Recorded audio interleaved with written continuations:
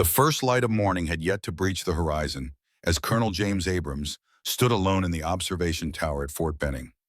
At 58, the man they called Iron Jim had spent more of his life inside an armored steel hull than out of it. 35 years of service had etched deep lines into his weathered face, each one a story of desert sand, battlefield smoke, and the cold metal of a tank commander's hatch. Below him stretched the proving grounds, ghostly silhouettes of M1 Abrams tanks waiting in pre-dawn stillness. Those machines carried his family name, a legacy his great-uncle had earned developing the most formidable main battle tank in American history.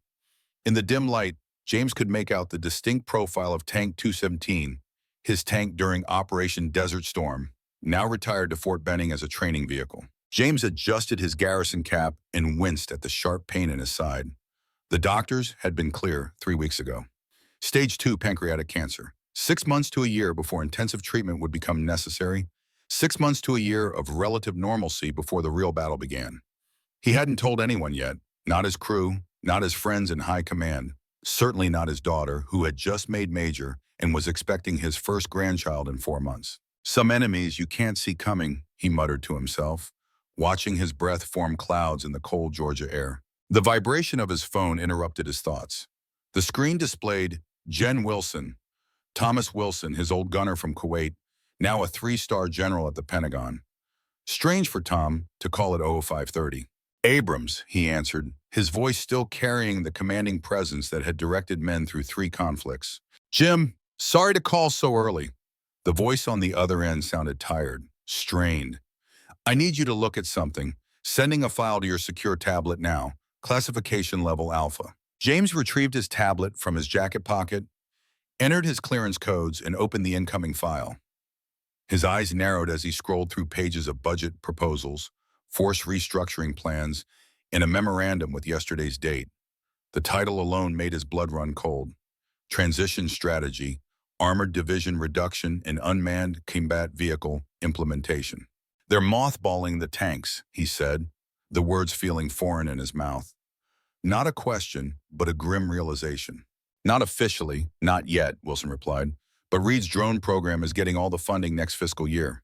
The Joint Chiefs are convinced that armored divisions are obsolete in modern warfare. Too expensive to maintain, too slow to deploy, too vulnerable to new anti-tank systems. James continued scanning the document, his jaw tightening with each paragraph. Budget cuts, personnel reductions, phased decommissioning of M1A2 battalions, expansion of autonomous combat vehicle programs. It was all there in cold bureaucratic language. The Senate Armed Services Committee votes on this in 3 months, Wilson continued. Once they approve the funding shift, it's done.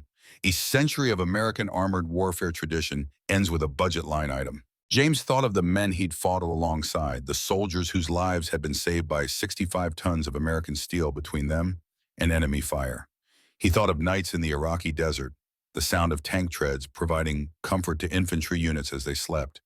He thought of Sherman tanks rolling into Nazi Germany, Patton tanks holding the line in Korea, and his own Abrams breaking through Republican Guard positions in Kuwait. Why tell me, Tom? I'm less than a month from retirement. This will be someone else's fight.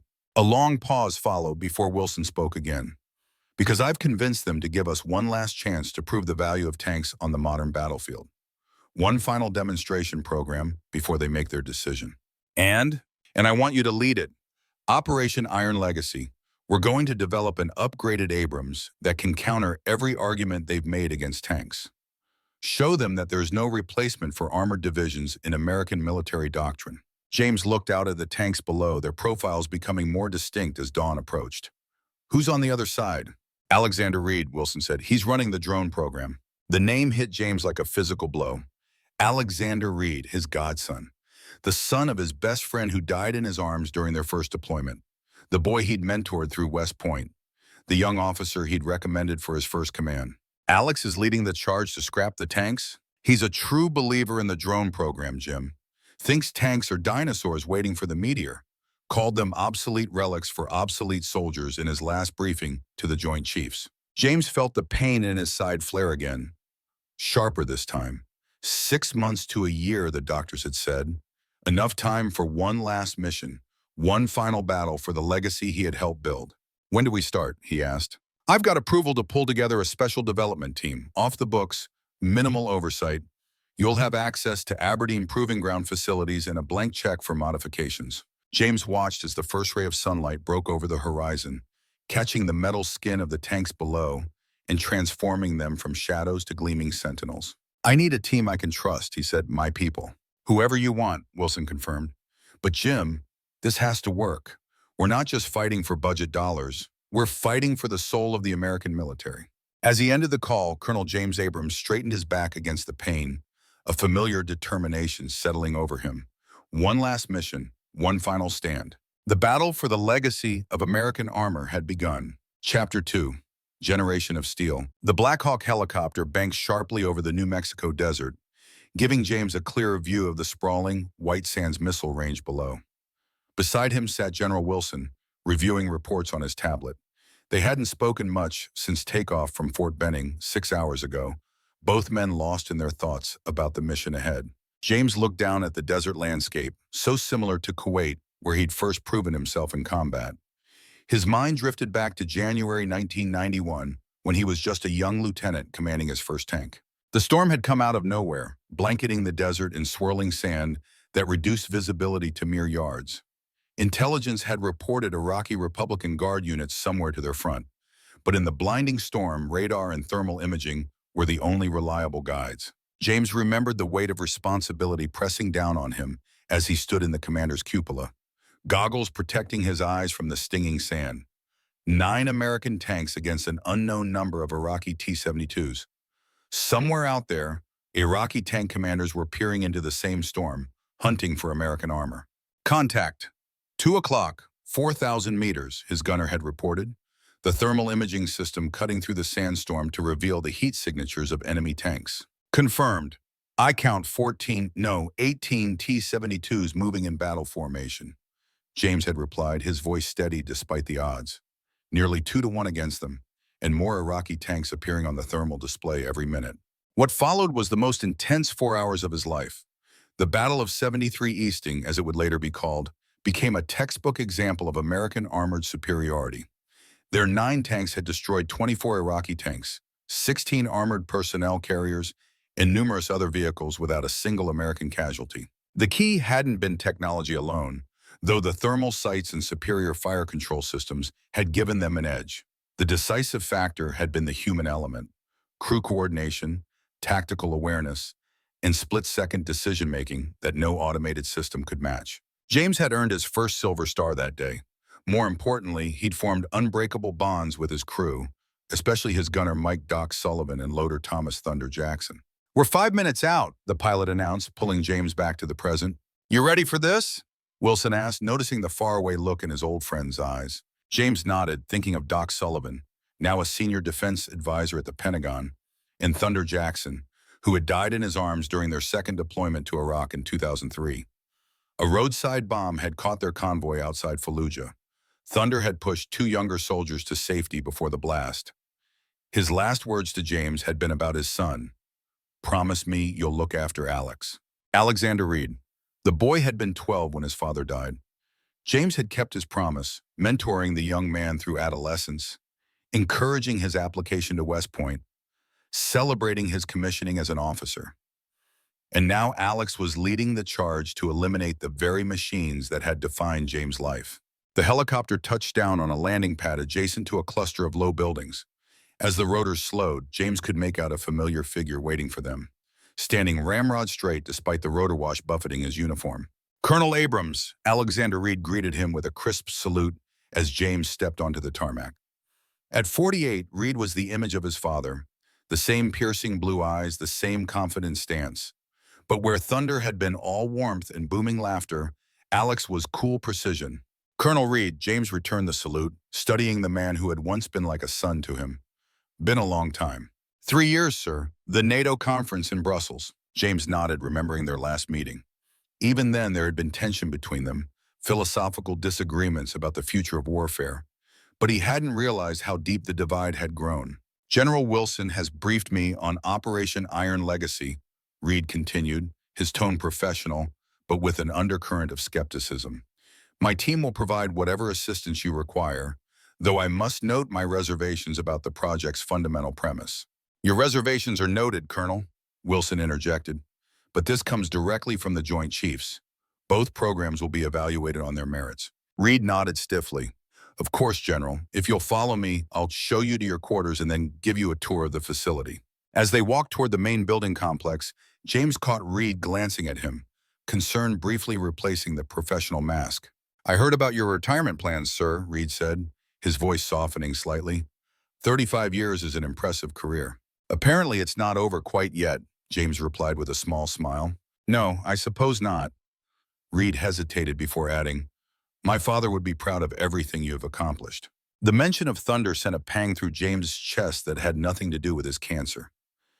He'd be proud of you too, Alex, even if we don't see eye to eye on everything. For a moment, Reed's professional demeanor cracked, revealing the boy James had once taught to fish and change spark plugs. Then the mask slipped back into place. Your team arrived this morning, Reed said, changing the subject. They're waiting for you in Building C. James followed Reed through the security checkpoint, Wilson a step behind them. The facility was state-of-the-art, with laboratories and testing ranges spread across the isolated desert location. As they passed through one hangar, James caught glimpses of Reed's drone project. Sleek, unmanned vehicles with advanced weapon systems and sensor arrays. Impressive, James admitted, studying the aircraft. The future of warfare, Reed replied. Precise, expendable. No risk to American personnel. No human judgment either, James countered. Reed's expression tightened.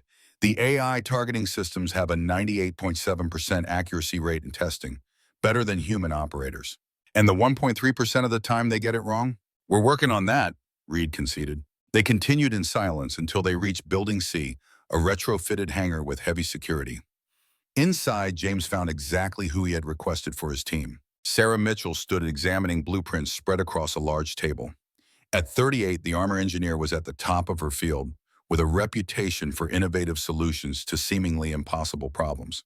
Her father had served with James in Desert Storm, and he'd watched Sarah grow from a curious child who took apart toy tanks to understand their mechanisms into a brilliant engineer who redesigned actual ones. Nearby, Master Sergeant Marcus Washington was inspecting an Abrams engine block.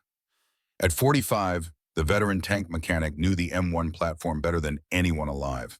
He'd served under James in Iraq, keeping their tanks running under impossible conditions with nothing but ingenuity and determination. Lieutenant Eric Chen sat at a computer station, fingers flying over the keyboard as he analyzed some kind of simulation.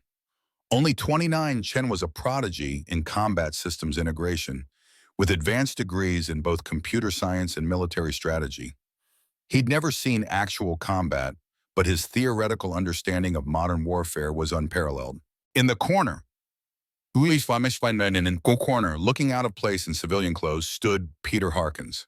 At 72, the original design engineer for the first M1 Abrams had been retired for 15 years, living in seclusion in Montana.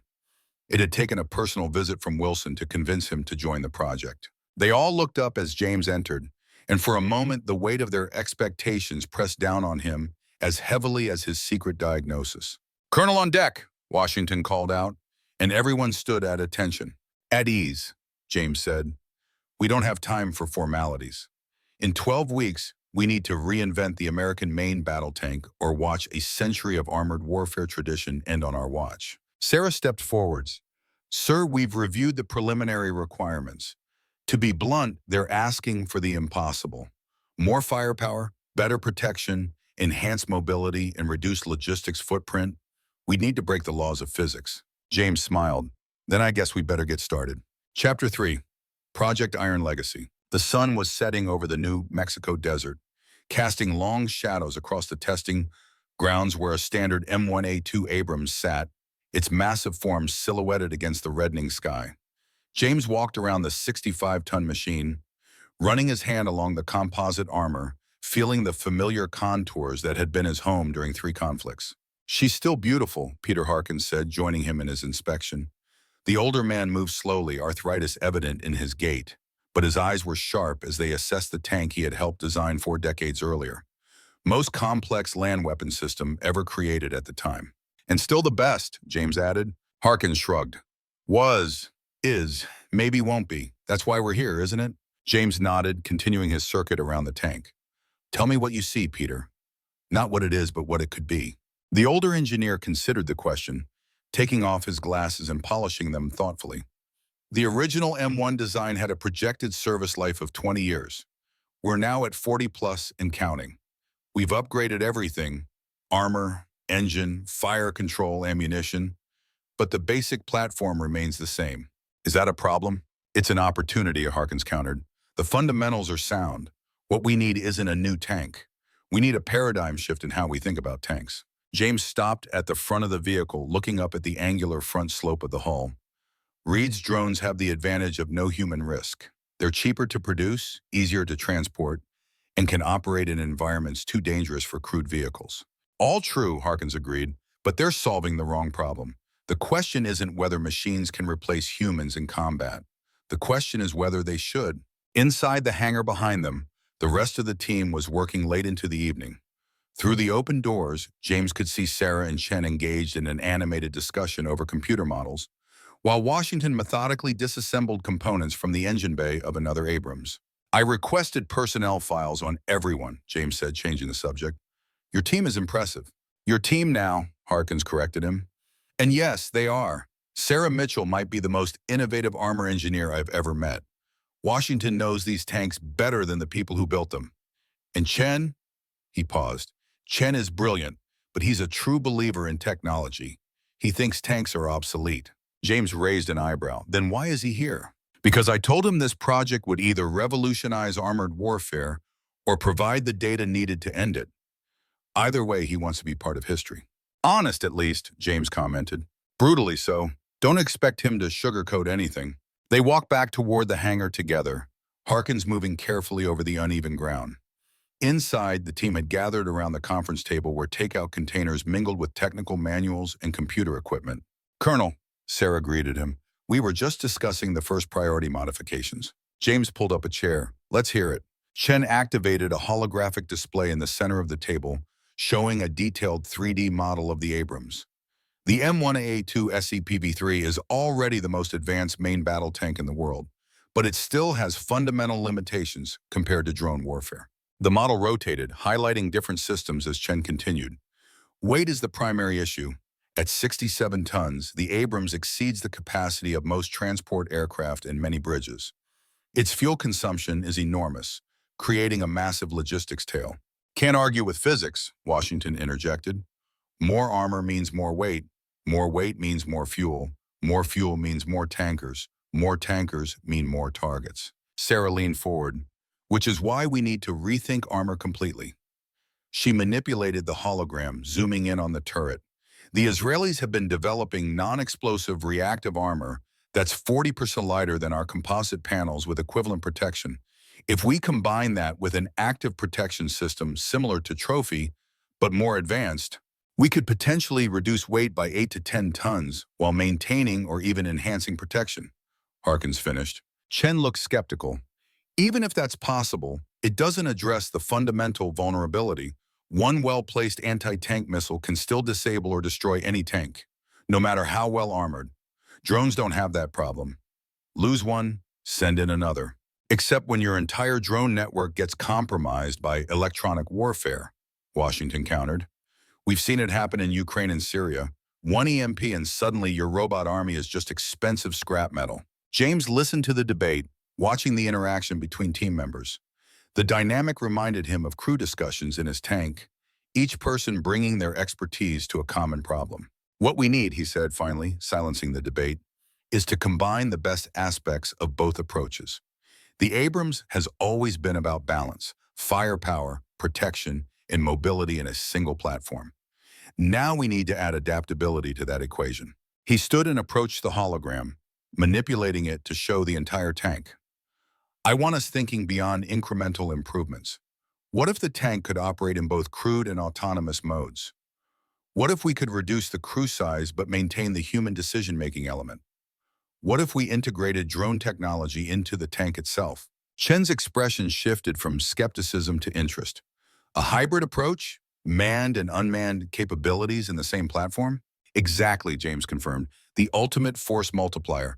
Give commanders the option to deploy with full crews in high-intensity conflicts or reduced crews with AI assistance for lower-risk operations. Sarah was already making notes, her mind racing with possibilities.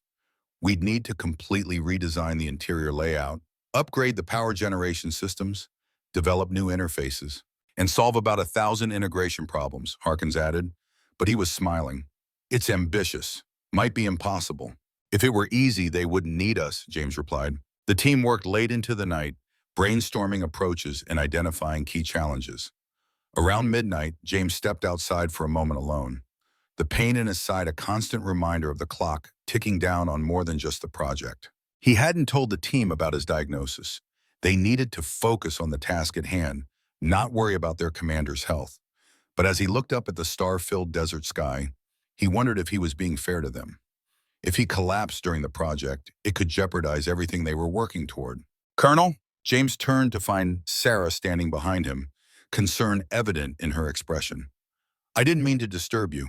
You didn't, he assured her, just getting some air. She moved to stand beside him, looking up at the stars. My father used to talk about serving under you in Desert Storm, said you were the calmest tank commander he'd ever met. Even when you were surrounded by Iraqi forces, outnumbered and outgunned, you never lost your composure. James smiled at the memory. Your father was a hell of a driver, got us out of more tight spots than I can count. He said the same about you as a commander. She hesitated before continuing.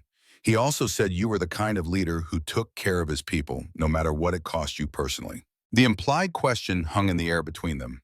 James considered deflecting, but something in Sarah's earnest expression made him reconsider. How long have you known? He asked quietly. I didn't for certain, she admitted, but I noticed the pain medications in your kit when we were setting up. My mother had the same prescription during her treatment. James sighed. Pancreatic cancer, stage 2. The doctors gave me 6 months to a year before intensive treatment becomes necessary. Sarah absorbed this information, her expression shifting from concern to determination. Does anyone else know? Just you now. I prefer to keep it that way. With all due respect, sir, the team deserves to know. James shook his head. This project is too important to be complicated by concerns about my health. I can complete the mission. I believe you can, Sarah said. But secrets have a way of compromising unit integrity. My father also taught me that. Before James could respond, the hangar door opened again, and Alexander Reed stepped into the night air. He looked between them, sensing the tension. Am I interrupting? He asked. Not at all, James replied, just discussing project parameters. What brings you by so late, Alex? Reed approached, hands clasped behind his back, in a posture James recognized from his military academy days.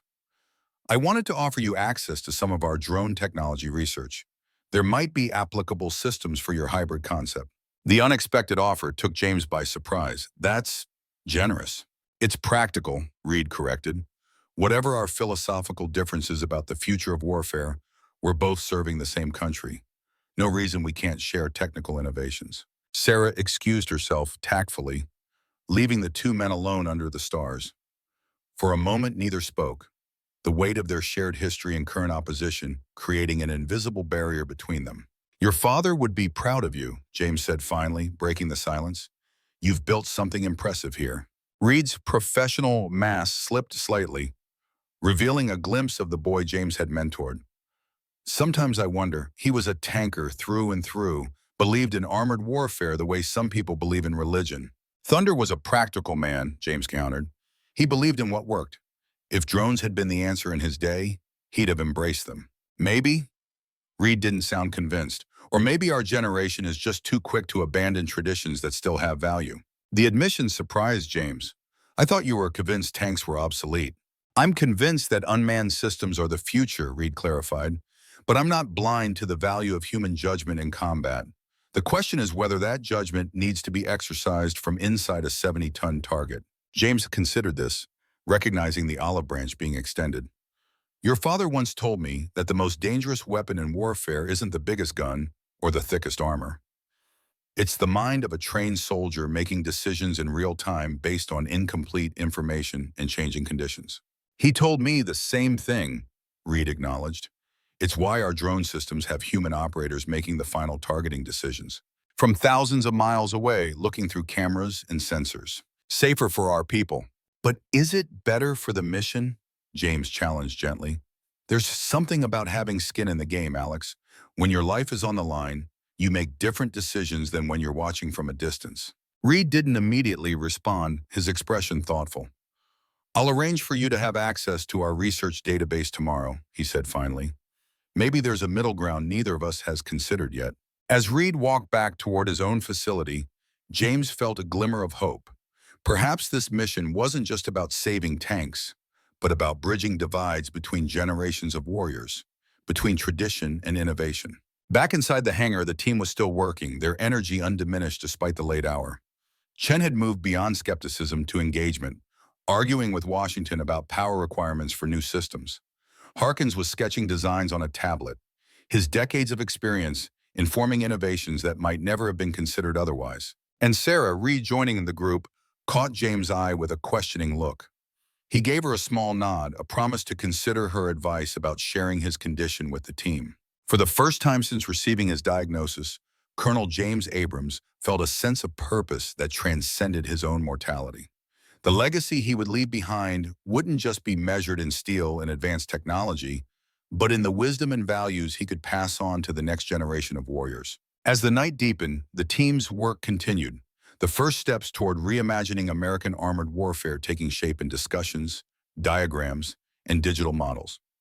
Outside, the desert winds swept across the testing grounds, where tomorrow they would begin transforming theory into reality.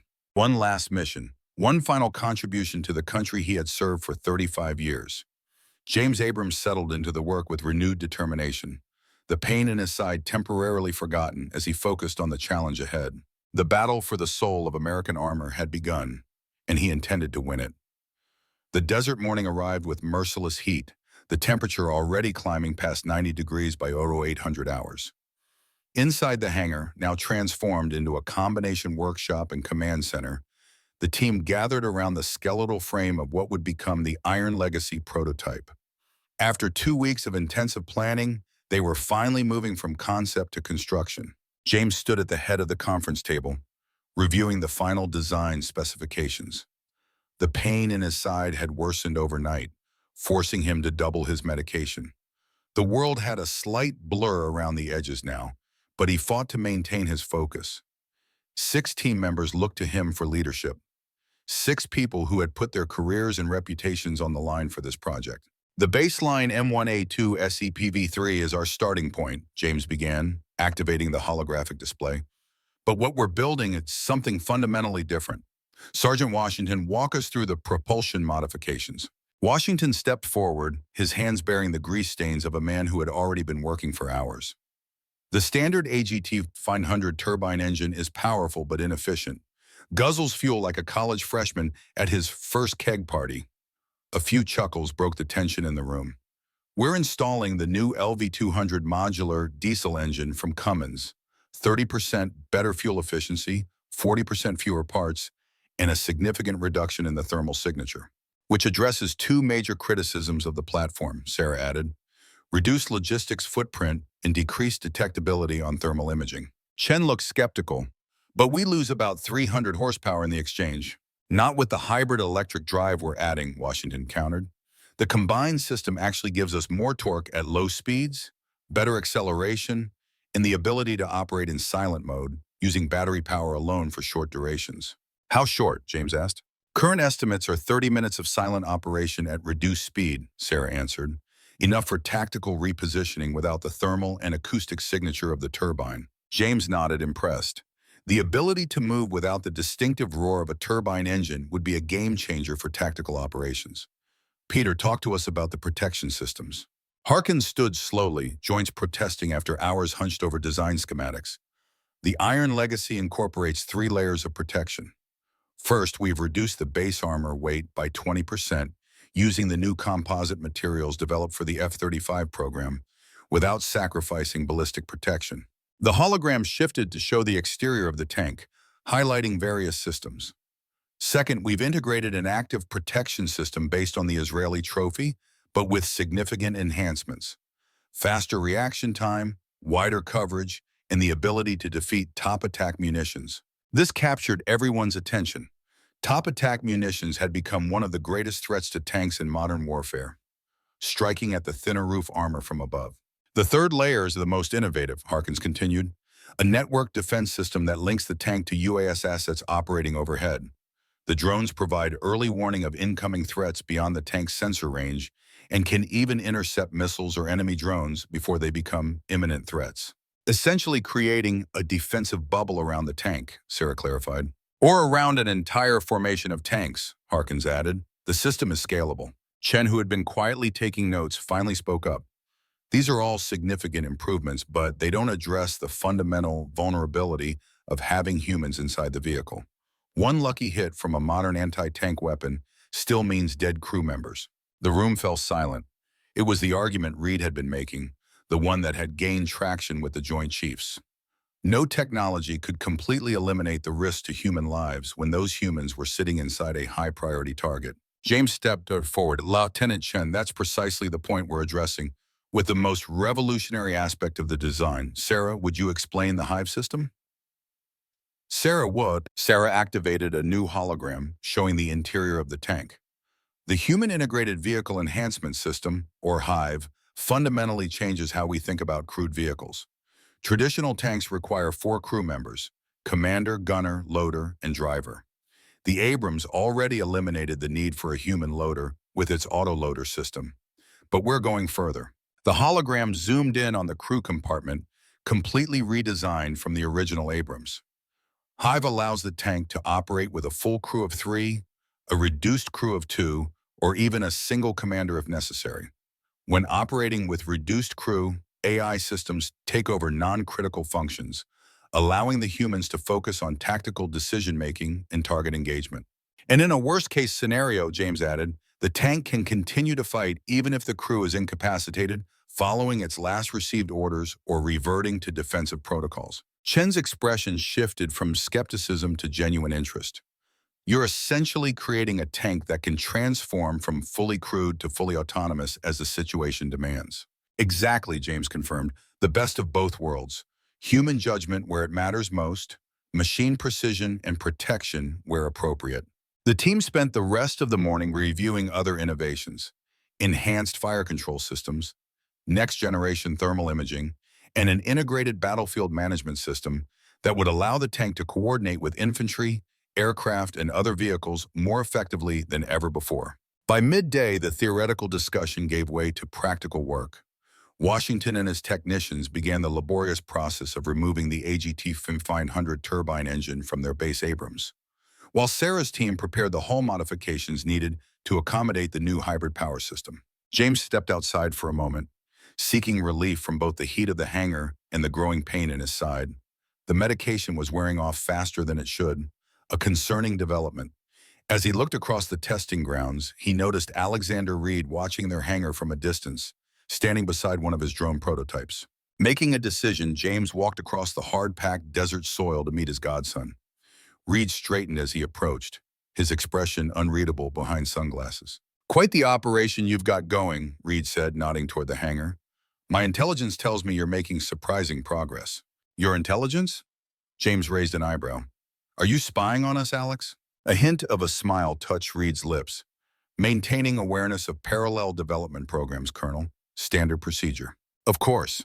James looked at the drone beside them, an impressive machine the size of a small car, bristling with sensors and weapon systems. "Your work is impressive too, I won't deny that. But you still think it's the wrong approach." "I think it's an incomplete approach," James corrected. "Just as tanks without network systems would be incomplete in the modern battlefield." Reed removed his sunglasses, studying James with a penetrating gaze inherited from his father. "You don't look well." The observation caught James off guard. He had been careful to hide his symptoms from the team, but Alex had known him too long. "Just pushing hard on this project, not as young as I used to be." Reed's expression made it clear he wasn't convinced, but he didn't press further. Instead, he said, "I've been reviewing some of your team's requisitions. You've requested materials for a Hive system." "That's right. I've been working on something similar for the drone program.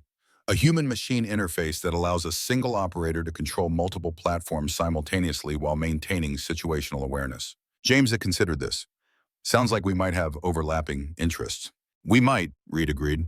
I could expedite your materials request and provide some of our interface architecture. Might save you weeks of development time. The offer was unexpected, especially given Reed's opposition to the tank program. Why would you do that? Reed was silent for a long moment before answering.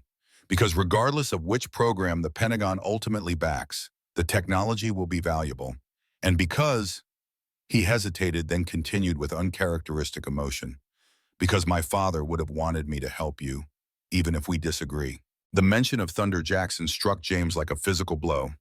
The pain in his side flared sharply, and he couldn't fully suppress a wince. Reed noticed immediately. You are sick, he said, not a question, but a statement of fact. How bad is it? James considered lying, but found he couldn't, not to Thunder's son. Bad enough. Pancreatic cancer, stage 2, 6 to 12 months before things get really difficult. Reed absorbed this information, his professional demeanor cracking to reveal genuine concern. Does your team know? Only Sarah Mitchell. I'd prefer to keep it that way. That's not fair to them, Reed argued, or to the project. The project is bigger than any one person, Alex, including me. Reed shook his head, frustration evident in his expression. You sound exactly like my father. He always put the mission first, even when it cost him everything. There was old pain in those words, the lingering hurt of a child who had lost a parent to duty and sacrifice. Thunder was a hero, James said quietly. He was my dad, Rita replied. And he wasn't there for my graduation, or my wedding, or the birth of my son, because he always put the mission first. The raw emotion in Reed's voice made James realize that their disagreement about military technology was rooted in something much deeper. Alexander Reed had spent his career trying to remove humans from harm's way because he had experienced firsthand the cost of losing someone to combat. Before James could respond, a sharp alarm sounded from the direction of their hangar. Both men turned to see smoke billowing from one of the ventilation shafts. Without hesitation, they ran toward the building, personal concerns forgotten in the face of potential danger to the team. Inside, they found controlled chaos. An electrical fire had broken out in the power distribution system they were modifying. Washington and 2 technicians were attacking it with fire extinguishers while Sarah evacuated the rest of the personnel.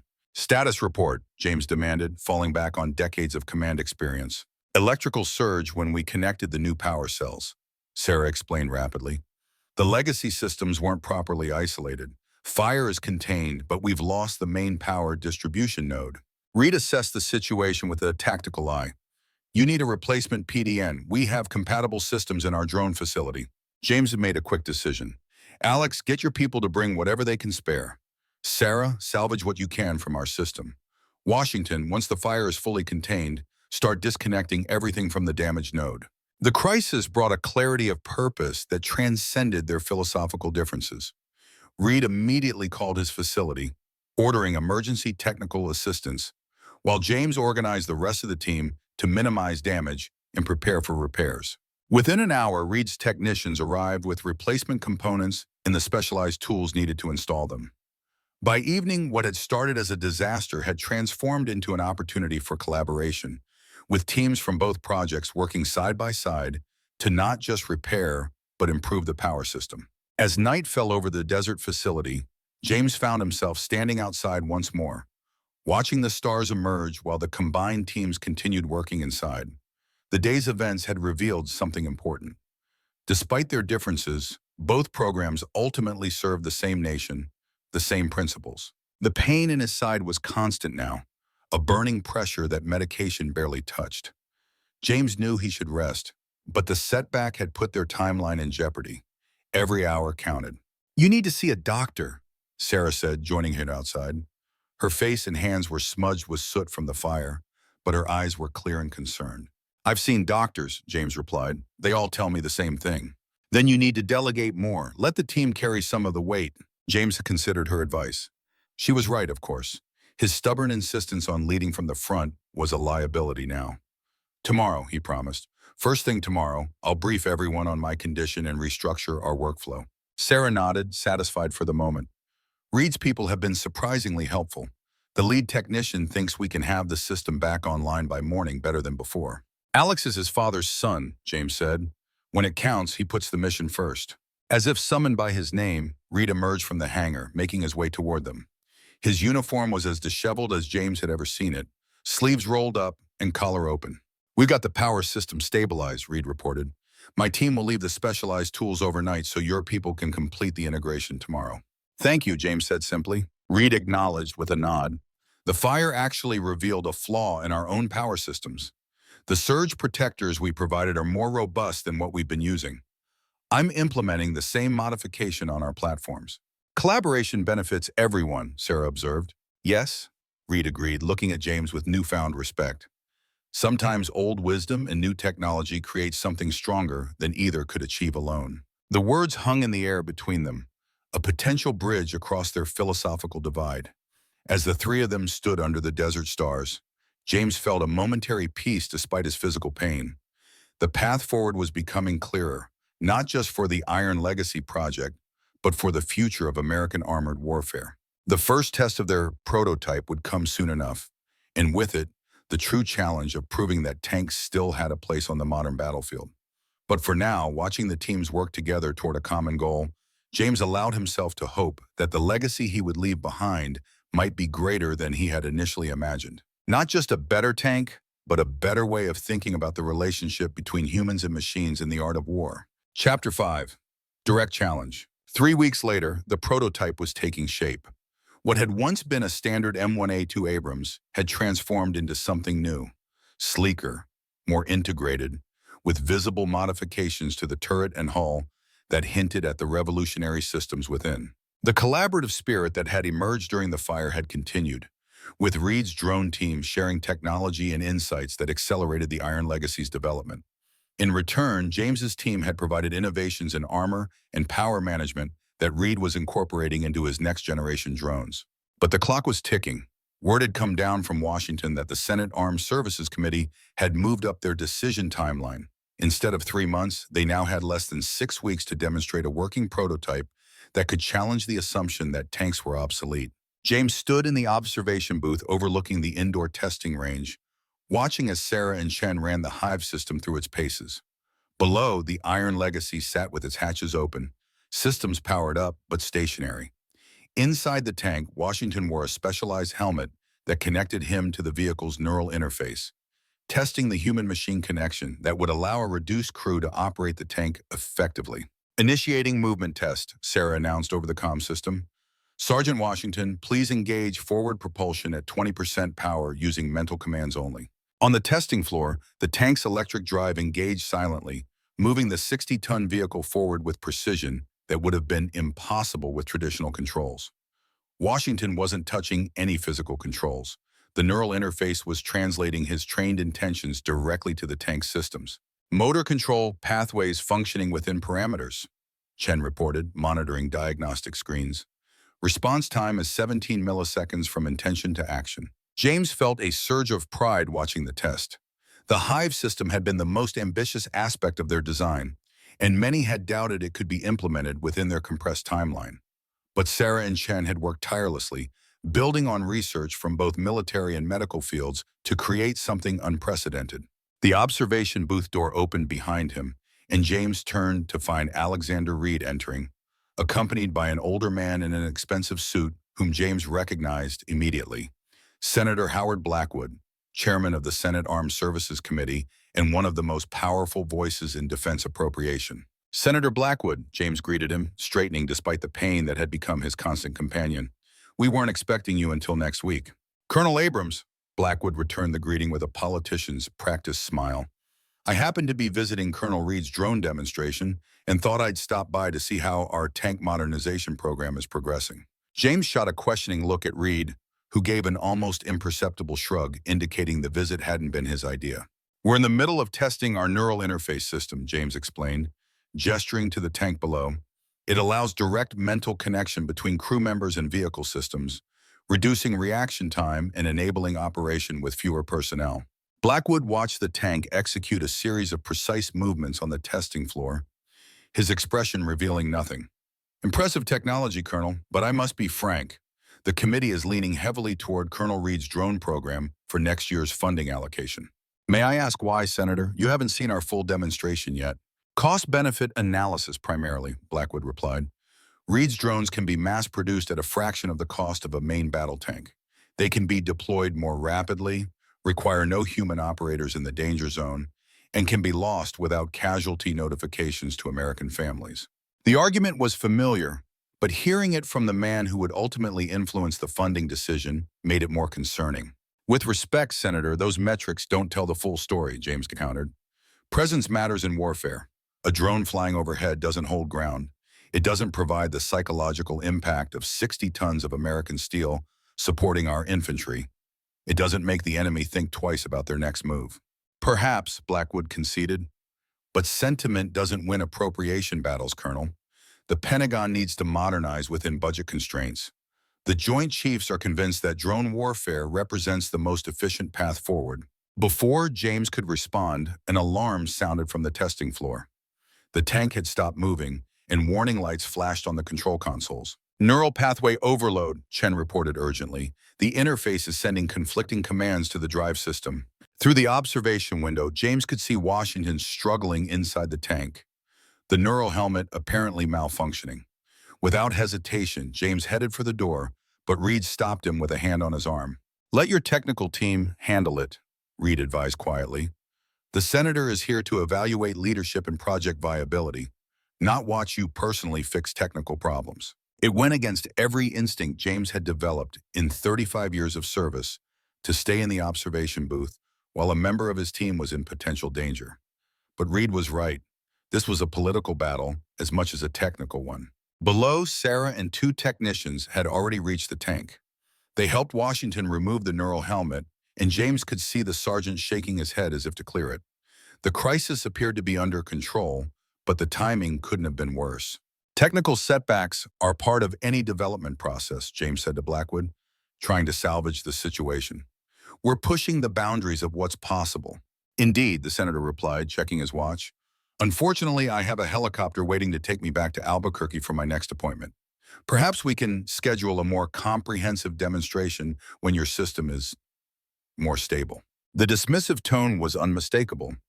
James glanced at Reed, whose expression remained professionally neutral, though James thought he detected a hint of sympathy in his eyes. "Senator, before you go," James said, making a quick decision, "I'd like to show you one more thing that might put today's test in perspective." Blackwood hesitated, then nodded. "5 minutes, Colonel." James led them from the observation booth to a secure room adjacent to the main hangar. Inside, a large table displayed a topographic map of a mountainous region with various military units represented by traditional markers. "This is a simulation of a brigade-level engagement in mountainous terrain," James explained. "The scenario is based on classified intelligence about emerging threats in 3 potential conflict zones." He activated the simulation, and the static map transformed into a dynamic representation of a battlefield. Blue forces representing U.S. troops faced red opposition forces in superior numbers. "Standard doctrine would deploy drones for reconnaissance and precision strikes," James continued, and small markers representing UAVs appeared over the battlefield. "They're effective at eliminating key targets and providing intelligence." The simulation showed enemy positions being identified and struck by drone-launched missiles.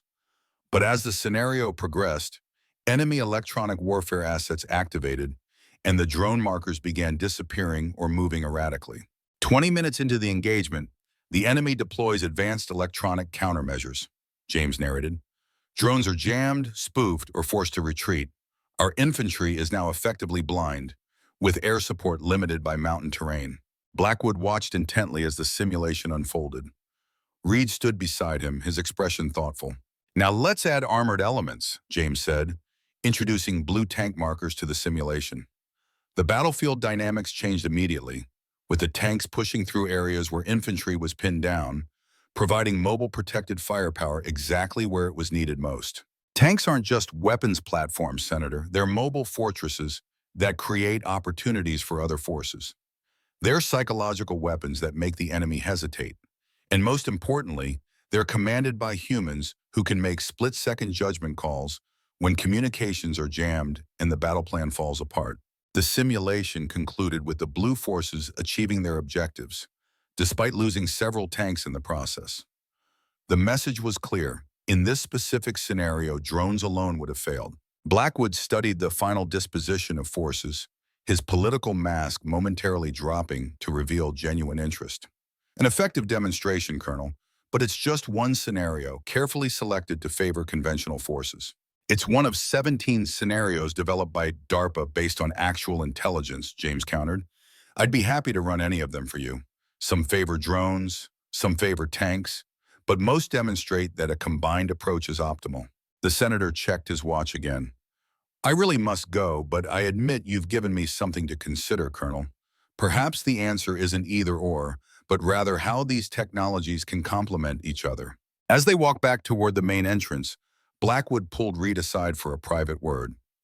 James couldn't hear what was said, but he noted Reed's expression darkening briefly before returning to professional neutrality. After the senator departed in his waiting helicopter, Reed remained behind, watching the aircraft until it disappeared into the distant sky.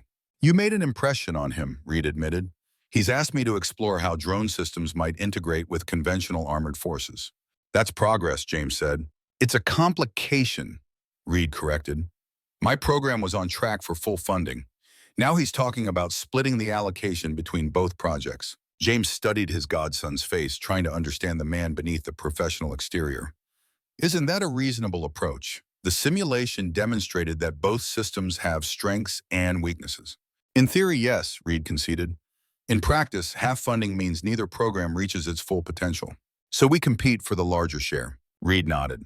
The senator has scheduled a direct comparison test 3 weeks from today. Your prototype against my drone system in a live fire exercise. The timeline sent a jolt of concern through James. 3 weeks was barely enough time to complete the Iron Legacy's core systems, let alone conduct comprehensive testing. 3 weeks is aggressive, he said carefully. It's what we have, Reed replied. Blackwood is facing pressure from both traditional defense contractors and tech companies that are pushing autonomous systems. He needs to make a decision before the next appropriation cycle.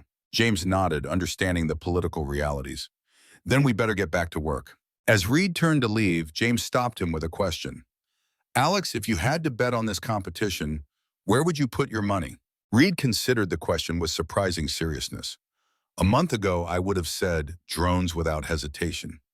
Now, he shrugged, you've built something more innovative than I expected, integrated drone technology in ways I hadn't considered, and demonstrated scenarios where tanks still have value. But my drones are fully operational today, while your prototype is still having neural interface issues and hasn't completed weapons testing. Reed's expression softened slightly. And you're pushing yourself too hard, Jim. Your condition is affecting your performance, whether you admit it or not.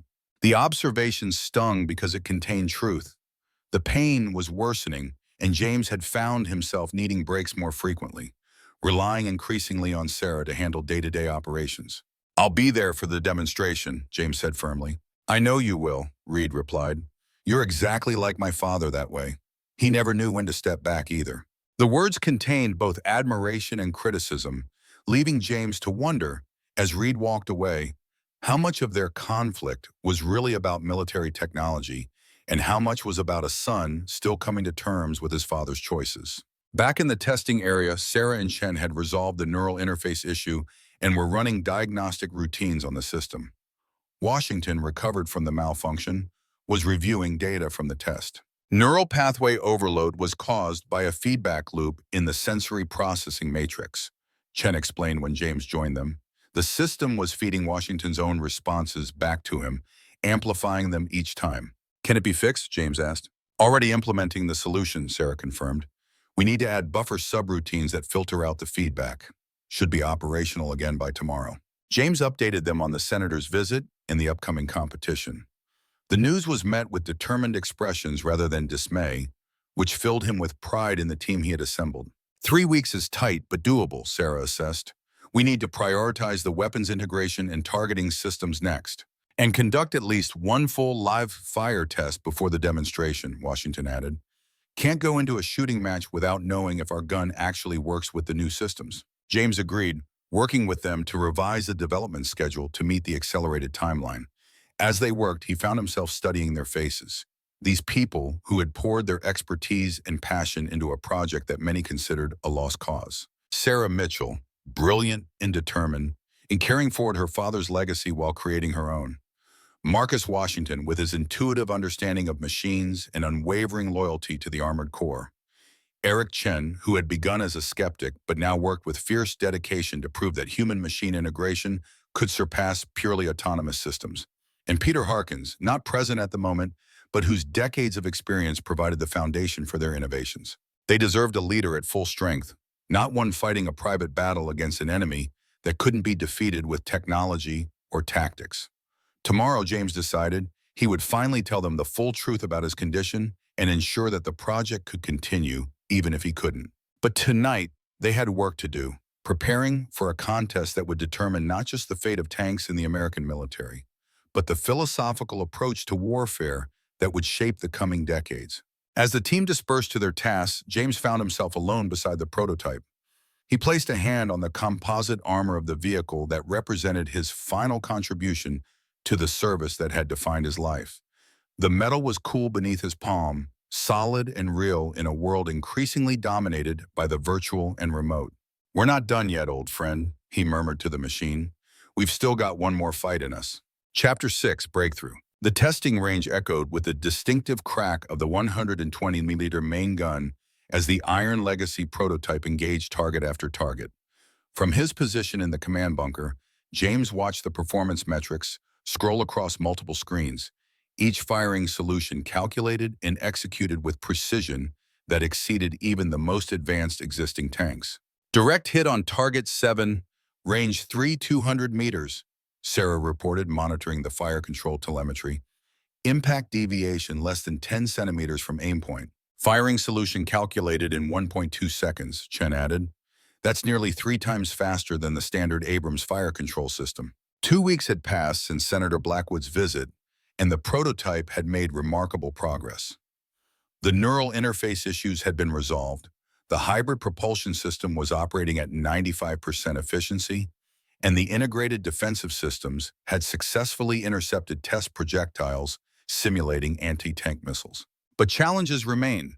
The power management system was still unstable under combat loads, requiring manual adjustments during operations. The active protection system occasionally generated false positives, deploying countermeasures against non-existent threats. And the neural interface, while functional, caused fatigue in operators after extended use. With only 1 week remaining before the critical demonstration, James had finally shared his medical diagnosis with the entire team. Their response had been everything he could have hoped for: concern without pity, adjustment without abandonment. Washington had quietly taken over physical tasks that now caused James too much pain. Chen had modified the command interfaces to accommodate James's occasionally shaking hands. Harkins, understanding the burden of age and illness better than the others, had simply nodded in recognition of a fellow warrior facing mortality. "Final target engaged," Washington reported from inside the tank. "Test sequence complete." The prototype powered down its weapon systems, the turret returning to its neutral position. James checked the overall performance metrics one last time before turning to Sarah. "Assessment? Weapons integration is exceeding expectations," she confirmed. "The Hive system is allowing Washington to identify, target, and engage faster than any conventional tank crew could manage. The multispectral targeting array is compensating for weather and atmospheric conditions automatically." "But," James prompted, hearing the reservation in her voice, "but we're still having power fluctuations when multiple systems engage simultaneously," she admitted. "If we fire the main gun while the active protection system is deploying countermeasures and then the electric drive is at full power, we get brownouts in non-critical systems, including the neural interface," Chen added, "which means the crew could lose partial control at the worst possible moment." James considered the problem. The demonstration against Reed's drones would likely stress all systems simultaneously, exactly the scenario where their power management issues would be most problematic. "What do we need to fix it?" he asked. Chen and Sarah exchanged glances. "We need a more sophisticated power distribution algorithm," Chen said. "One that can prioritize systems millisecond by millisecond based on tactical situations." "Essentially an AI power manager," Sarah clarified. "Could we adapt something from Reed's drone systems?" James suggested. "They must have solved similar problems for their autonomous vehicles." "We'd need their source code, not just the hardware they've shared so far," Chen pointed out. "That's their proprietary technology. Reed might have been helpful with components, but I doubt he'll share their core AI systems." James wasn't so sure. Over the past weeks, the relationship between the two teams had evolved. What had begun as reluctant cooperation had developed into genuine collaboration in many areas. Engineers from both projects often work side by side, sharing insights and solving common problems. I'll talk to him, James decided. In the meantime, let's focus on refining what we have. Washington, how's the neural interface feeling after a full combat exercise? Washington emerged from the tank, removing the specialized helmet. Better than last week, sir. The fatigue sets in more gradually now. I could maintain effective control for about 40 minutes before noticing any degradation. That should be sufficient for the demonstration, James noted. But we need to solve the power issue before then. The team continued discussing technical adjustments as they returned to the main facility. James noticed that he was the last one walking, his pace slowed by increasing pain. The medications were becoming less effective as his body adapted to them, a development his doctors had warned would happen eventually. When they reached the hangar, James was surprised to find Reed waiting for them, accompanied by a young woman in civilian clothes whom James didn't recognize. "Colonel," Reed greeted him, "I heard your weapons test from our facility. Impressive acoustics." "Thank you," James replied cautiously, unsure of Reed's purpose in visiting. "Your drones are considerably quieter." "One of their many advantages," Reed agreed with a slight smile. "Though I admit your targeting accuracy is remarkable, especially considering you're using modified conventional systems rather than purpose-built components." The hint of respect in Reed's voice was new, and James found himself responding to it. "Your systems would probably be even more accurate, but it's hard to make direct comparisons between platforms with such different designs. Actually, that's why I'm here." Reed gestured to the woman beside him. "This is Dr. Eliza Morgan, our chief AI architect. She's been analyzing the telemetry from both projects and has identified some interesting synergies." Dr. Morgan stepped forward, her expression eager despite obvious exhaustion. "Colonel Abrams, your team has solved several problems in human-machine integration that we've been struggling with for years, particularly your neural interface's ability to interpret intention rather than just direct commands. And your power management issues are exactly the problems we've already overcome in our drone swarms," Reed added. "Our AI power distribution system might be adaptable to your platform." James exchanged surprised glances with Sarah and Chen. It was as if Reed had been eavesdropping on their conversation at the testing range. "Why would you help us right before the competitive demonstration?" Chen asked bluntly. Reed's expression turned serious. "Because I've been reviewing the same battlefield simulations Colonel Abrams showed Senator Blackwood. He was right. There are scenarios where tanks remain essential, despite all the advantages of drone warfare." "You've changed your position?" James asked, surprised. "I've expanded my thinking," Reed clarified. "My father used to say that a good officer adjusts his tactics when the battlefield changes. The threats we're facing are evolving rapidly. Maybe the best response isn't either tanks or drones, but a new approach that leverages both." The admission clearly wasn't easy for Reed, who had staked his career on the drone program. James felt a surge of respect for his godson's willingness to reconsider his position based on new evidence. "What are you proposing?" James asked. "A technical exchange," Dr. Morgan explained. "We share our power management AI. You share your neural interface architecture. Both projects benefit, and we present Senator Blackwood with options rather than an either-or proposition." Sarah stepped forward, her expression cautious but interested. "The integration wouldn't be simple. Our systems are built on different architectures." "That's why I brought my laptop with all our code," Dr. Morgan said with a smile. "If you're willing to show me yours, I'm authorized to show you ours." The next 12 hours passed in a blur of technical collaboration.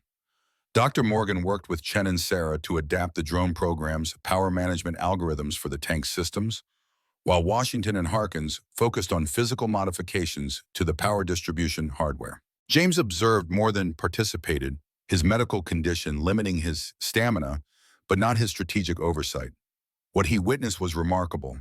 Two teams that had been developed as competitors, finding common ground in technical challenges and shared goals. By morning, they had a working integration, with the drone program's sophisticated AI managing power distribution across the tank systems in real time, prioritizing critical functions based on tactical situations while maintaining stable output to the neural interface. As the engineers conducted final tests on the integrated systems, James found Reed standing alone outside the hangar, watching the sunrise over the desert landscape. "Your father would be proud of what you did yesterday," James said, joining him. "It took courage to propose collaboration when competition was the easier path." Reed considered this, his expression thoughtful. I've been thinking about him a lot lately, about what he believed in and why he made the choices he did. Thunder was a complicated man, James agreed. Brilliant tactician, fierce friend, devoted father. He always saw the bigger picture, even when others were focused on immediate objectives. That's what I'm trying to do now, Reed admitted. See the bigger picture. For years, I've been convinced that removing humans from the battlefield was the ultimate goal. Fewer casualties, faster response times, more precise engagements.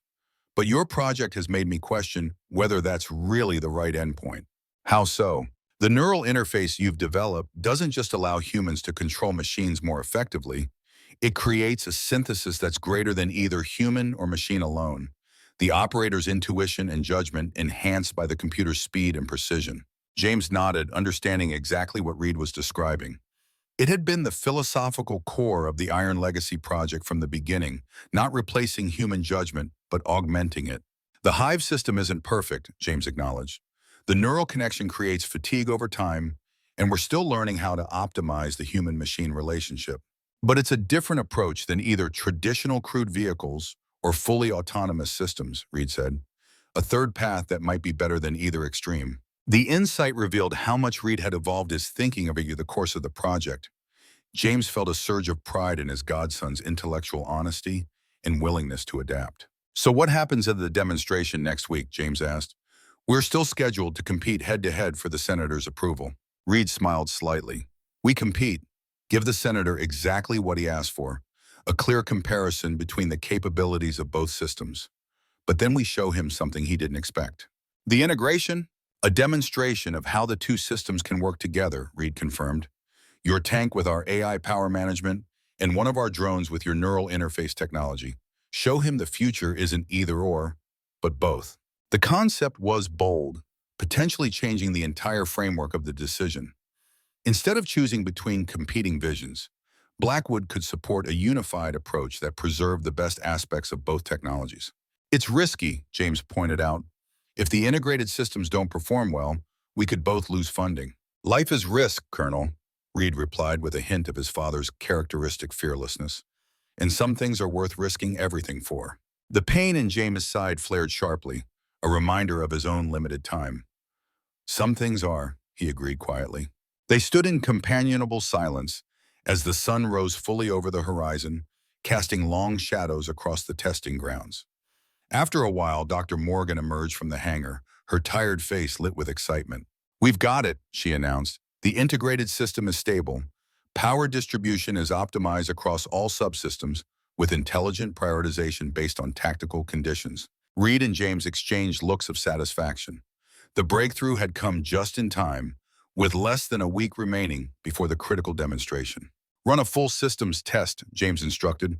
I want to know if there are any unforeseen interactions between the neural interface and the new power management system. As Dr. Morgan returned to the hangar, Reed turned to James with a serious expression. How are you feeling, truthfully? James considered deflecting, but decided honesty was appropriate given their new alliance. Worse. The medications are less effective than they were. The doctors want me to start more aggressive treatment, but that would mean stepping away from the project. And you won't do that until after the demonstration, Reed finished for him, understanding perfectly. Would you? James challenged gently. Reed didn't answer directly. Instead, he said, My father once told me that the measure of a good commander isn't what they accomplish personally, but what they inspire others to achieve. Your team could complete this mission without you, Jim. That's how well you've led them. The observation was accurate, but missed an essential truth. I need to see this through, Alex. Not just for the project or the legacy of American armor, but for myself, one last mission completed. Reed nodded, recognizing the deep personal need behind the decision. Then let's make sure it's successful for both of us. As they walked back toward the hangar together, James reflected on how much had changed in the weeks since the project began. What had started as a competition between opposing philosophies had evolved into something more nuanced, a recognition that the future of warfare might not be found in either traditional or revolutionary approaches alone, but in the thoughtful integration of both. The Iron Legacy prototype represented more than just an advanced tank. It embodied a philosophy about the relationship between humans and technology, about the continuing relevance of direct human judgment in an increasingly automated world. Inside the hangar, the combined teams were already at work, implementing the breakthrough that would allow the prototype to demonstrate its full potential. As James watched them collaborate, he felt a sense of accomplishment that transcended the technical achievements. They had built bridges between competing visions, between generations of warriors, between father and son. Whatever happened at the demonstration, that alone made the project worthwhile. With renewed determination despite his worsening condition, Colonel James Abrams rejoined his team, ready to prepare for the final challenge that would determine not just the fate of American armored warfare, but the philosophical approach that would guide military technology for decades to come. Dawn broke over the New Mexico desert with unforgiving clarity, bathing the testing grounds in golden light that gleamed off the assembled vehicles and equipment. The demonstration area had been transformed overnight, with grandstands erected for military observers, technical stations for data collection, and a command center where Senator Blackwood and the evaluation committee would monitor the proceedings. Colonel James Abrams stood alone at the edge of the proving ground, watching as final preparations were made for the most important demonstration of his career. His uniform hung slightly loose on his frame, evidence of the weight he'd lost over the past weeks as his condition worsened. The pain in his side was a constant fire now, barely dulled by the increased medication. But none of that mattered today. Only the mission mattered. "Beautiful morning for making history," Peter Harkins said, joining him with slow, careful steps. The older engineer leaned heavily on a cane, but his eyes were bright with excitement. "One way or another," James agreed, "history would indeed be made today. Either the beginning of a new era for American armored warfare or the end of a century-long tradition." "Your team is ready," Harkins assured him. "The integration of Reed's AI power management system has exceeded our expectations. The Iron Legacy is performing better than we dared hope." James nodded, grateful for the report, but also noting what went unsaid. "And Reed's drones?" Harkins shrugged. "Impressive, no denying it. The swarm coordination, the precision targeting, the rapid deployment capabilities. They represent a remarkable achievement in autonomous warfare. The senator will have a difficult choice. Unless your alternative proposal succeeds," Harkins reminded him. The alternative proposal had been developed in secret over the past week, a demonstration of how the two competing systems could work in tandem rather than as rivals. Reed had committed his resources to the effort, despite the risk to his own program's funding. In the distance, James could see Alexander Reed directing his team as they performed final checks on the drone systems. Reed's posture was perfect as always, his movements precise and controlled. But James noticed new lines of fatigue on his godson's face, evidence of the long hours and sleepless nights he had devoted to the collaborative effort. Sarah Mitchell approached, tablet in hand, her expression a mixture of determination and concern. "Final diagnostics are complete, sir. All systems are operating within parameters. Washington is already suited up and preparing the neural interface." "And our special modification?" James asked quietly. Sarah glanced around to ensure they weren't overheard. "In place and tested. Lieutenant Chen has programmed the necessary routines. We're ready to execute Phase 2 when you give the order." James checked his watch. 1 hour until the official demonstration began.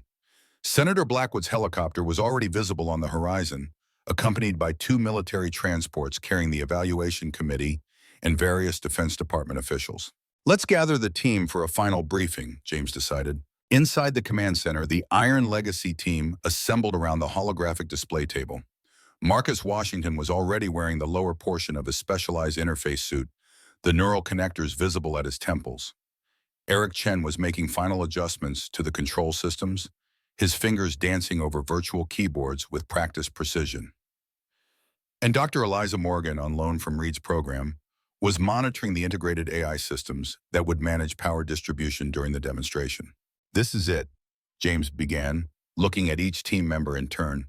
"In 1 hour, we demonstrate not just a new tank, but a new vision for the future of American military technology. A vision that preserves the essential human element in warfare while embracing the advantages of autonomous systems." He activated the holographic display, showing the 3 phases of the planned demonstration. Phase 1 will proceed exactly as the senator expects, a direct comparison between the Iron Legacy and Reed's drone system. We'll conduct parallel operations against identical target sets, measuring speed, accuracy, adaptability, and mission accomplishment. The hologram shifted to show a more complex battlefield scenario. Phase 2 is our surprise. The integrated operation where the Iron Legacy and Reed's lead drone demonstrate how the two technologies can work in tandem, each compensating for the other's weaknesses. In Phase 3, Washington asked. James exchanged glances with Sarah before answering. Phase 3 will only be necessary if the first two phases don't convince the senator of our approach. It's a contingency plan that Sarah and I have developed. He didn't elaborate further, and no one pressed for details. They had worked together long enough to trust each other's judgment. Questions, James asked? Chen spoke up. The power management system is stable in all simulation runs, but we haven't tested it under the full stress of combat operations with active opposition. There's a small but non-zero chance of cascade failure if multiple high-demand systems activate simultaneously. Noted, James acknowledged. We'll monitor power levels carefully and adjust tactics if necessary. Sir, Washington said, his expression serious. I need to know the truth about your condition today. The neural interface amplifies not just commands but physical status. If you're in severe pain during the operation, it could affect system performance. The question was direct but necessary. James appreciated Washington's courage in asking it. My condition is manageable. I've adjusted my medication timing to ensure peak functionality during the demonstration. It wasn't the whole truth. The pain was worse than ever, and the medications were barely effective now. But James had made his peace with that reality. One final mission, one last contribution to the service that had defined his life. As the team completed their preparations, the viewing stands began to fill with military observers and defense officials. Senator Blackwood had arrived and was being briefed by aides near the command center. James could see the tension in the senator's posture. This decision would have significant political ramifications regardless of which way it went. Reed approached the Iron Legacy team, his own preparations complete. My drones are ready, he reported formally. All systems nominal, weapons hot, targeting parameters locked. The Iron Legacy is also prepared, James replied. Washington will be primary operator for Phase 1 and 2. I'll take command for Phase 3 if necessary. Reed nodded, then lowered his voice. How are you feeling? Ready, James answered, deliberately misinterpreting the question. Reed didn't press the issue, respecting James' privacy. Instead, he said, whatever happens today, I want you to know I'm proud to have worked with you on this project. My father would have approved of what we've accomplished together. The mention of Thunder Jackson sent a pang through James that had nothing to do with his cancer. He would have been proud of you, Alex. You've become the officer he always knew you could be. Their moment of connection was interrupted as an aide approached to inform them that Senator Blackwood was ready to begin the demonstration. With a final nod to each other, James and Reed moved to their respective command positions. The demonstration began with formal introductions and a brief overview of the two competing systems. Senator Blackwood, flanked by generals and defense officials, listened with practiced attention as both project leaders outlined their approaches to future warfare. The autonomous drone system represents a paradigm shift in military operations, Reed explained, his voice carrying clearly across the assembled observers. Precision engagement without risk to American personnel, rapid deployment anywhere in the world, and scalable response options from surveillance to full combat operations. When it was James' turn, he focused on the human element that distinguished the Iron Legacy.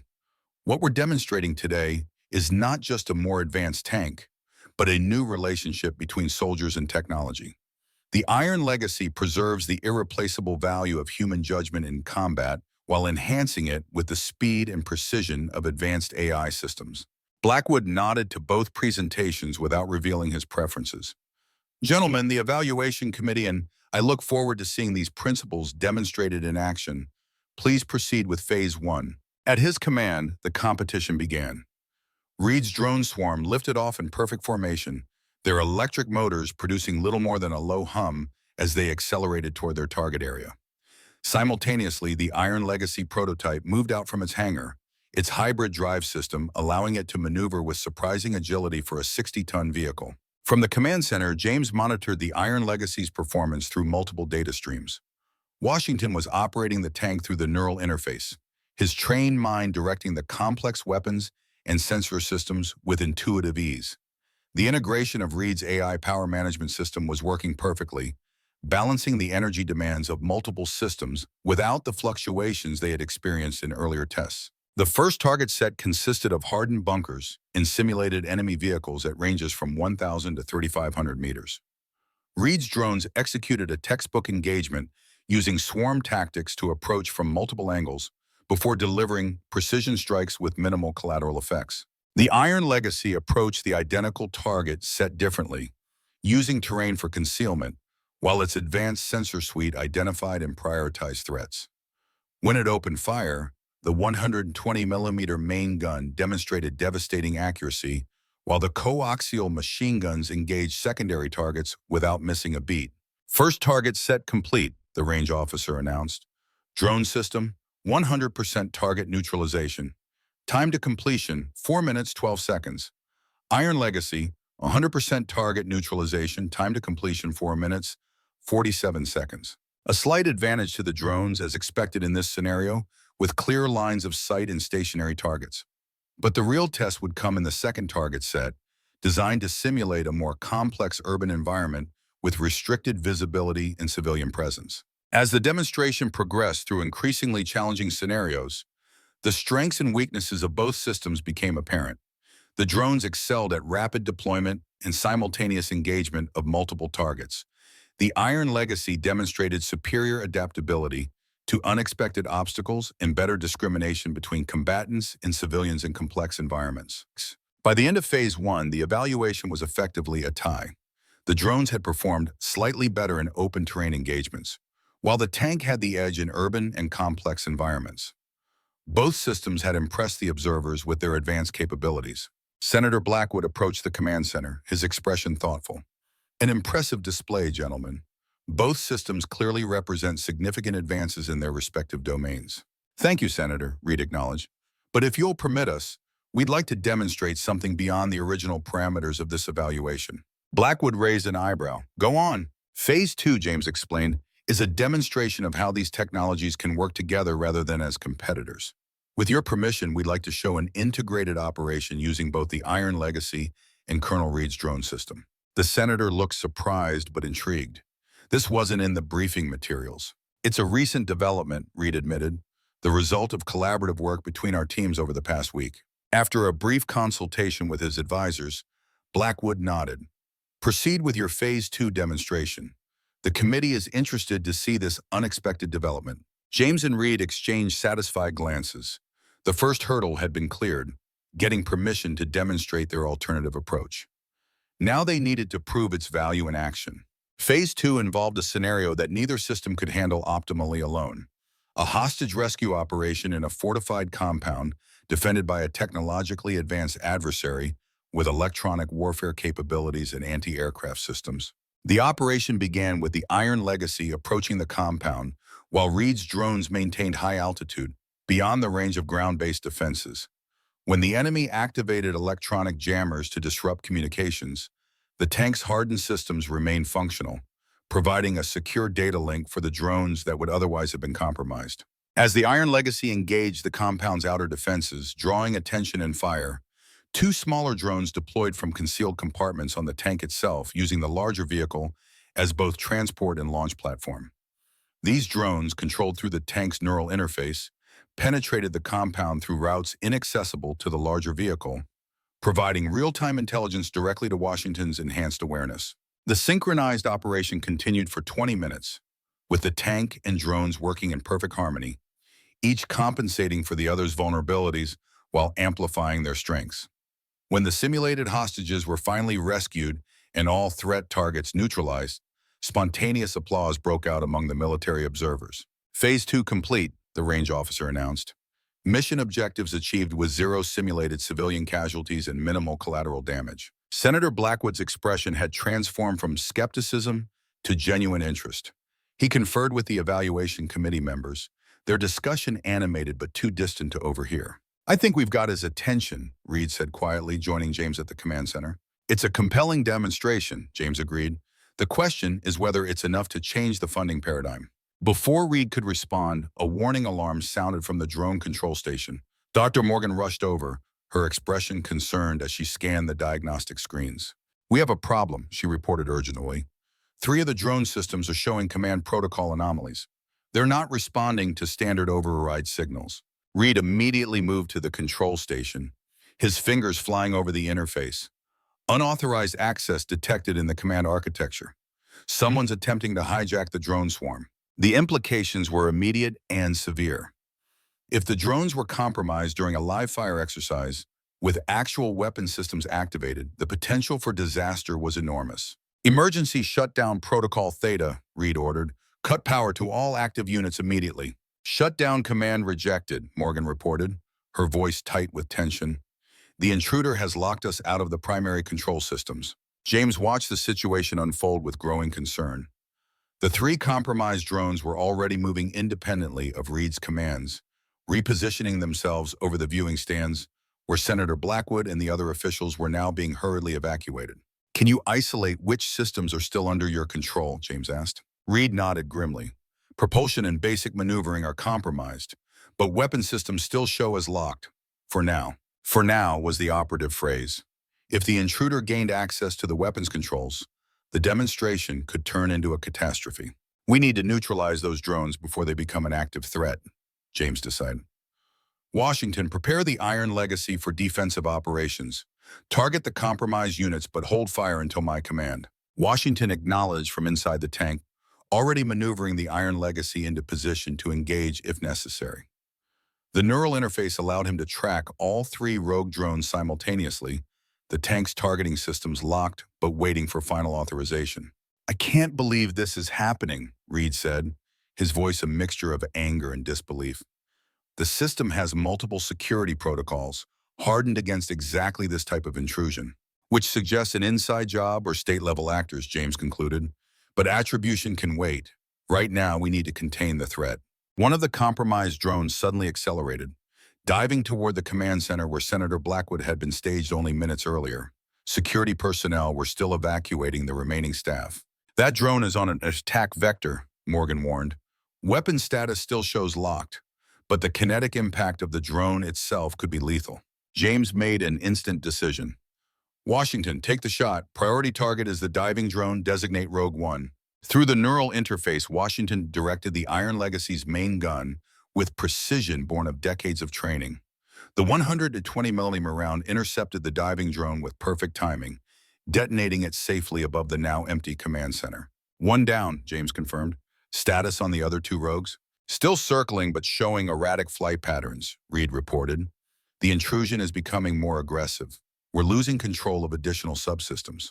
The situation was deteriorating rapidly.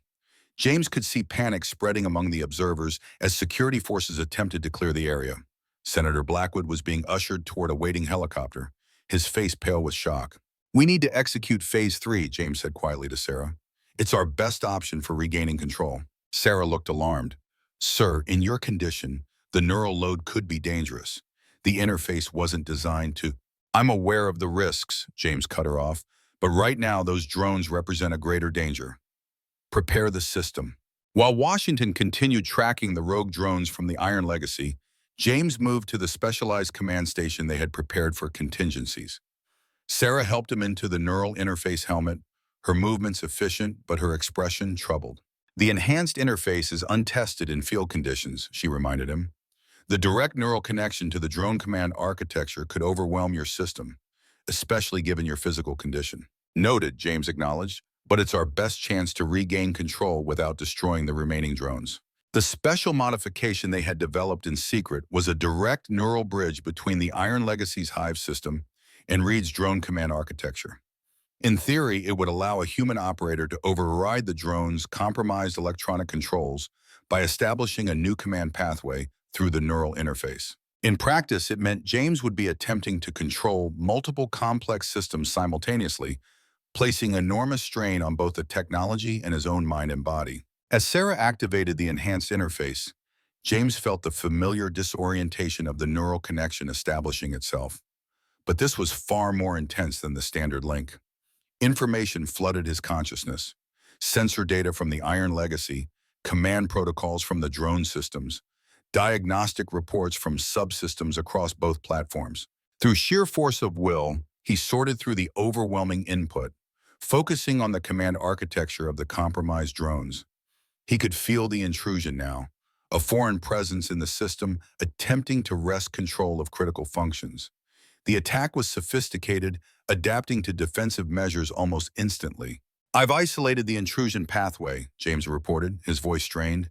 "It's coming through a back door in the communications subsystem, using military encryption protocols." Reed looked shocked. "Those protocols are classified. This has to be a state actor." "Questions for later," James grunted, the pain in his side flaring as he pushed himself to maintain the neural connection. "I'm establishing a secondary command pathway to the rogue units." On the testing range, the two remaining compromised drones suddenly stopped their erratic movements, hovering in place as competing command signals fought for control.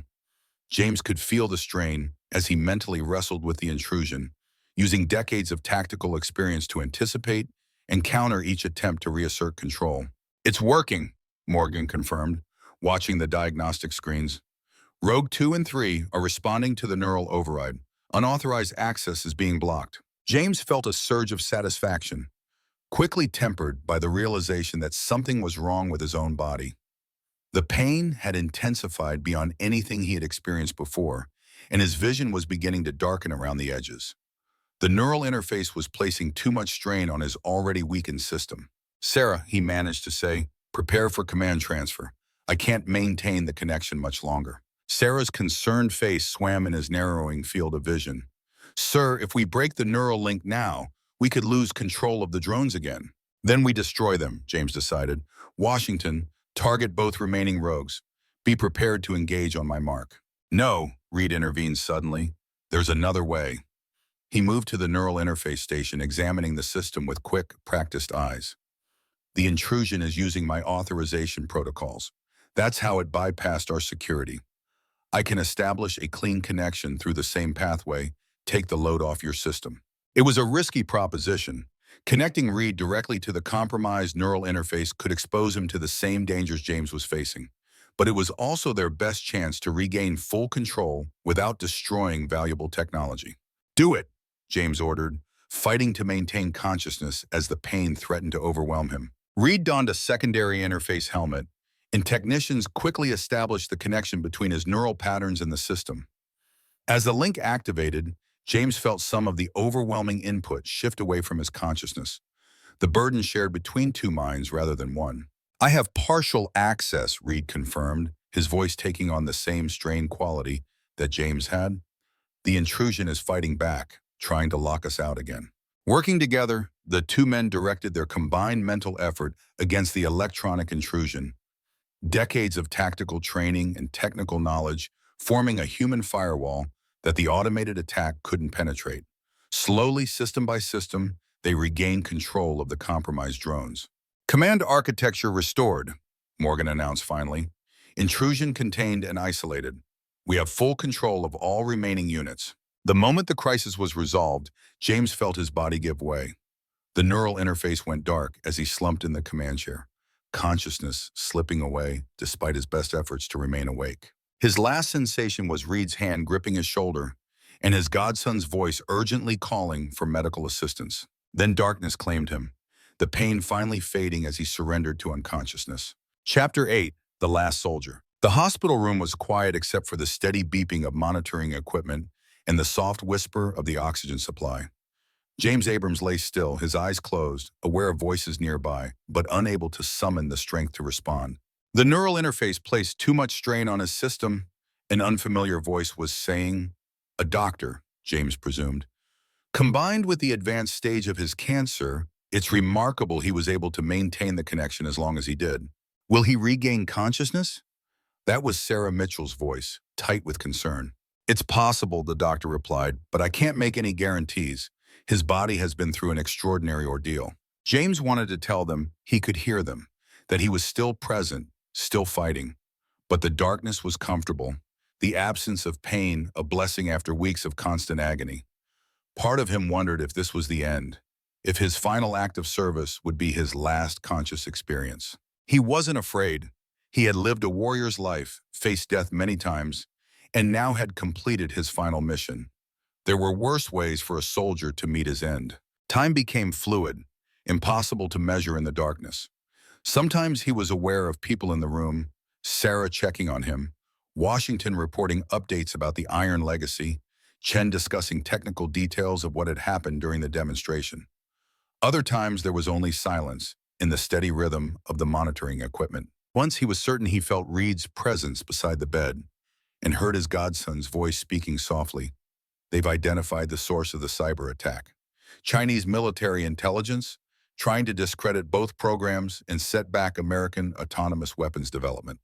The irony is that your neural override proved more effective than any electronic countermeasure could have been. Human intuition defeated machine logic, just as you always claimed it would. The information registered dimly in James' consciousness, important but somehow distant from his current concerns. What mattered more was the emotion in Reed's voice, respect, affection, and a peculiar peace that hadn't been there before. The senator has approved full funding for both programs, Reed continued, apparently unaware that James could hear him. But with a mandate for integration rather than parallel development, the Iron Legacy will go into production with drone support capabilities built in, and my drones will incorporate your neural interface technology for human oversight.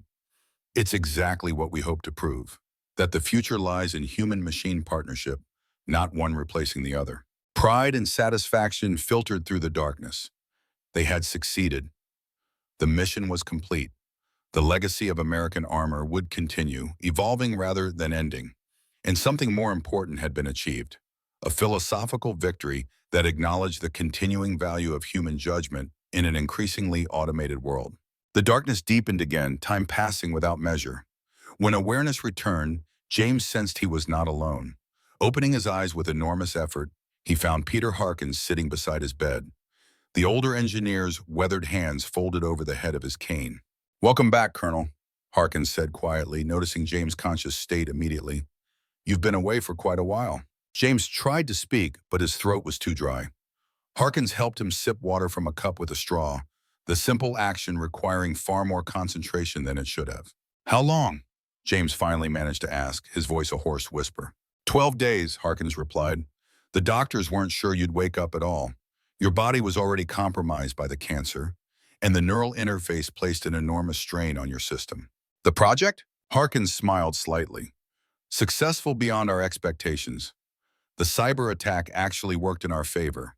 It demonstrated the value of human oversight in autonomous systems more effectively than any planned demonstration could have." James nodded slightly, conserving his limited energy. "Alex, Colonel Reed is testifying before the Senate Armed Services Committee today, presenting the Unified Development Plan for the Integrated Tank and Drone Program. It's being called the Sentinel Initiative. Unmanned systems controlled by manned platforms, creating a layered defense that preserves human judgment while minimizing human risk. It was everything they had worked for, the perfect synthesis of competing visions. James felt a deep satisfaction that transcended his physical condition. "The team?" he asked. "All well," Harkins assured him. "Sarah has been appointed technical director for the tank component of the Sentinel Initiative. Washington is heading up the operator training program for the neural interface. Chen is leading the integration of the AI systems across platforms.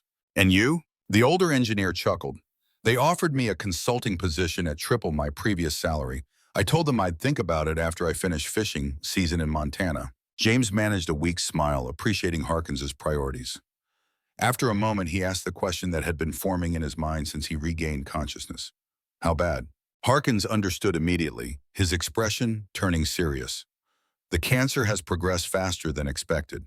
The strain of the neural interface and the trauma of the cyber attack accelerated the process. The doctors say," he hesitated, then continued with soldier-like directness, "they say weeks rather than months now." James absorbed this information without surprise. He had felt the change in his body, the increasing weakness that went beyond normal recovery from trauma.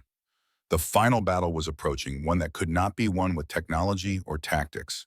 "I'd like to see it," he said after a long moment. "The prototype. One more time."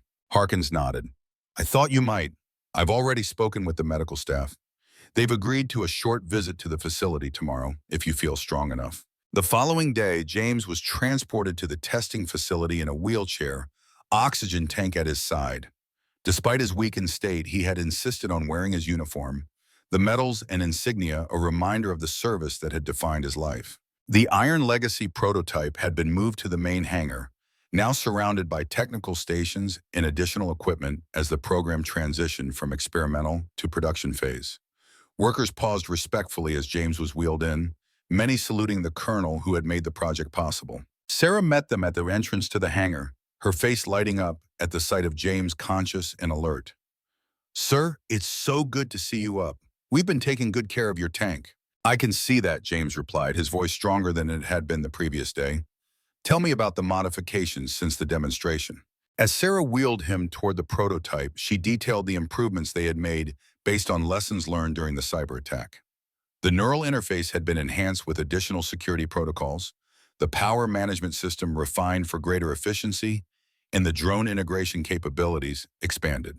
The Iron Legacy no longer looked like an experimental vehicle. It had the polished appearance of a production model, the culmination of decades of American armored warfare tradition combined with cutting-edge autonomous technology. "May I?" James asked, gesturing toward the tank. Understanding his request, Sarah helped him stand from the wheelchair, supporting him as he placed a hand on the composite armor of the vehicle he had helped create. The metal was cool beneath his palm, solid and real, a tangible legacy that would continue long after he was gone. "Colonel Abrams." James turned carefully to find Alexander Reed approaching, still in the formal uniform he had worn for his congressional testimony. The younger man's face showed concern at James's obviously weakened condition, but also deep respect. "I came as soon as I heard you were conscious," Reed said. "The committee sends their regards and their gratitude for your service." "How did the testimony go?" James asked. Reed smiled slightly. "Unanimous approval for the Sentinel Initiative. Full funding for integrated development over the next 5 years. And," he hesitated, then continued with evident pride, "they're naming the production model after you. The M1A3 Abrams Iron Legacy will begin rolling off the assembly line next year." The news struck James with unexpected force. He had never sought recognition or acclaim, focusing always on the mission rather than personal glory.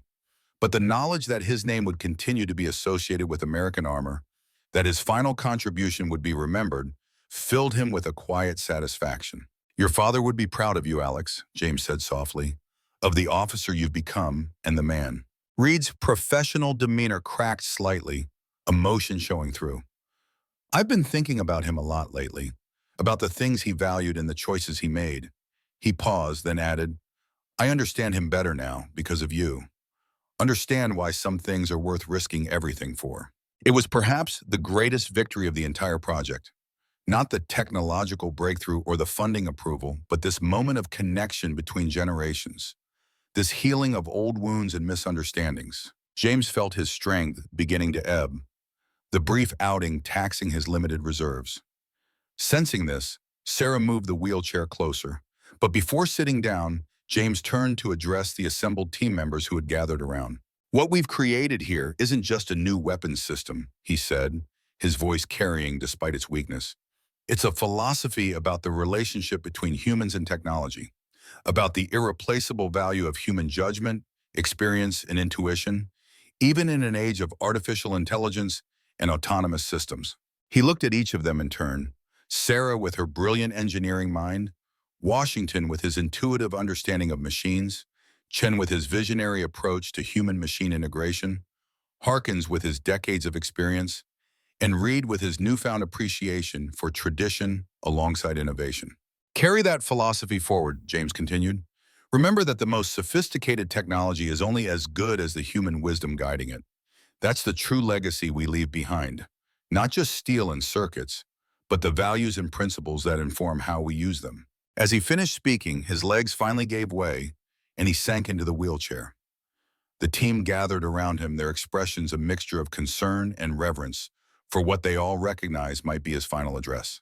"Take me back to the hospital," James said quietly to Sarah. "I think I've seen what I needed to see." As they wheeled him out of the hangar, James took one last look at the Iron Legacy prototype. Not just a tank, but a bridge between eras, between competing philosophies, between generations of warriors. His final mission was complete, his contribution made. Whatever time remained to him would be faced with the same courage and dignity that had defined his service. In the fading light of the desert afternoon, Colonel James Abrams left the testing facility for the last time, surrounded by the team he had led and inspired, his legacy secure in both steel and spirit. Chapter 9, Steel Legacy. 3 months later, a cool autumn breeze swept across the parade ground at West Point, rustling the flags that flew at half-staff. Hundreds of cadets stood in perfect formation, their young faces solemn as they participated in a ceremony honoring one of the Academy's most distinguished graduates. At the center of the assembly, a modified M1A3 Abrams tank, the first production model of the Iron Legacy, stood as a silent sentinel. Its armor gleamed in the morning sunlight, the name Colonel James Abrams painted in dignified letters on its turret. Alexander Reed stood at the podium, now wearing the star of a brigadier general, addressing the assembled cadets and distinguished visitors. Behind him sat Sarah Mitchell, Marcus Washington, Eric Chen, and Peter Harkins, the core team that had made the Iron Legacy possible. Colonel James Abrams understood something fundamental about warfare that transcends technology and tactics, Reed was saying. He understood that the most powerful weapon in any military arsenal is not a tank or a drone or a missile system, but the mind and spirit of the American soldier. In the front row, an empty chair draped with James's uniform coat symbolized his absence. He had died peacefully 6 weeks earlier, his final battle fought with the same courage and dignity that had characterized his entire life. In accordance with his wishes, his ashes had been scattered over the New Mexico desert, where the Iron Legacy had first proven its worth. The Sentinel Initiative that Colonel Abrams helped create represents a new chapter in American military technology, Reed continued. Not the replacement of human judgment by artificial intelligence, but the enhancement of that judgment through advanced systems that extend our capabilities while preserving our essential humanity. As Reed spoke, the assembled cadets listened with rapt attention. Many would go on to operate the very systems being described, the integrated tank and drone platforms that represented the future of American armored warfare.